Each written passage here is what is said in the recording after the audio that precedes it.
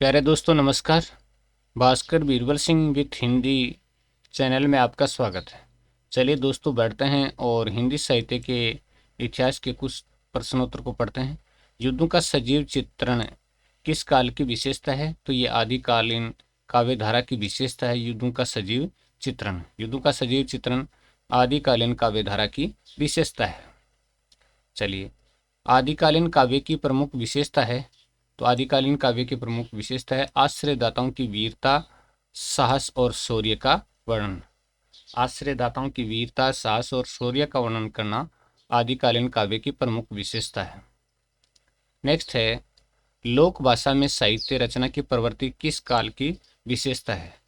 आदिकालीन काव्य धारा की विशेषता है लोक भाषा में साहित्य रचना की प्रवृत्ति। तो लोक भाषा में साहित्य रचना की प्रवृत्ति आदिकालीन काव्य धारा की विशेषता है। अगला है, सहृदय की चेतना का साधारणीकरण कौन मानते हैं? तो सहृदय की चेतना का साधारणीकरण कौन मानते हैं? केशव प्रसाद मिश्र सहृदय की चेतना का साधारणीकरण मानते हैं। अगला प्रश्न अपना है, चंद्रालोक की रचना किसने की थी? चंद्रालोक की रचना जयदेव ने चंद्रालोक की रचना की थी। चंद्रालोक की रचना किसने की थी? जयदेव ने की थी। काव्यानुशासन ग्रंथ की रचना किसने की थी?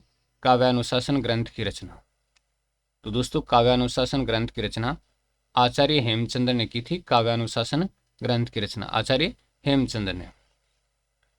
काव्यालंकार पुस्तक की रचना किसने की थी? काव्यालंकार पुस्तक की रचना आचार्य भाम्य ने की थी। काव्यालंकार पुस्तक की रचना किसने? आचार्य भाम्य ने। नेक्स्ट है, हिंदी के पहले आचार्य का नाम बताइए जिन्हें साधारणीकरण पर विचार किया, यानी जिन्होंने साधारणीकरण पर विचार किया था।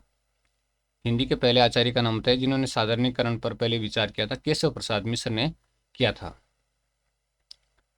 काव्यादर्श पुस्तक की रचना किसने की?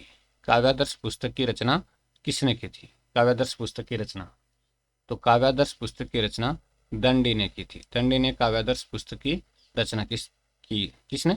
दंडी ने। वीर रस और श्रृंगार रस के समन्वय की विशेषता किस काल में नजर आती है? वीर रस और श्रृंगार रस के समन्वय की विशेषता किस काल में नजर आती है? तो आदिकाल में नजर आती है वीर रस और श्रृंगार रस के समन्वय की विशेषता।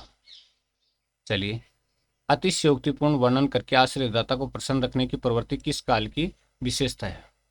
अतिशयोक्तिपूर्ण वर्णन करके आश्रयदाता को प्रसन्न करने की प्रवृत्ति किस काल की विशेषता है? तो दोस्तों ये आदिकाल की विशेषता है, यानी बढ़ा चढ़ाकर वर्णन करके अपने आश्रयदाता को प्रसन्न रखने की प्रवृत्ति। आदिकाल के मुक्तक गीति काव्य का नाम बताइए। तो आदिकाल का मुक्तक गीति काव्य कौन सा है? तो ये बिसल देवरासो है, वो आदिकाल का मुक्तक गीति काव्य है, बिसल देवरासो। सरस्वती कंठाभरण की रचना किसने की? भोजराज ने की थी। सरस्वती कंठाभरण की रचना किसने? भोजराज ने। अगला प्रश्न है अपना, कवि कंठाभरण की रचना किसने की? आचार्य क्षमेंद्र ने कवि कंठाभरण की रचना की थी। चलिए, पाठक का साधारणीकरण मानने वाले विचारक का नाम बताइए। तो आचार्य श्याम सुंदर दास हैं पाठक का साधारणीकरण मानने वाले। तो दोस्तों वीडियो देखते रहिएगा और चैनल को सब्सक्राइब करते रहिएगा।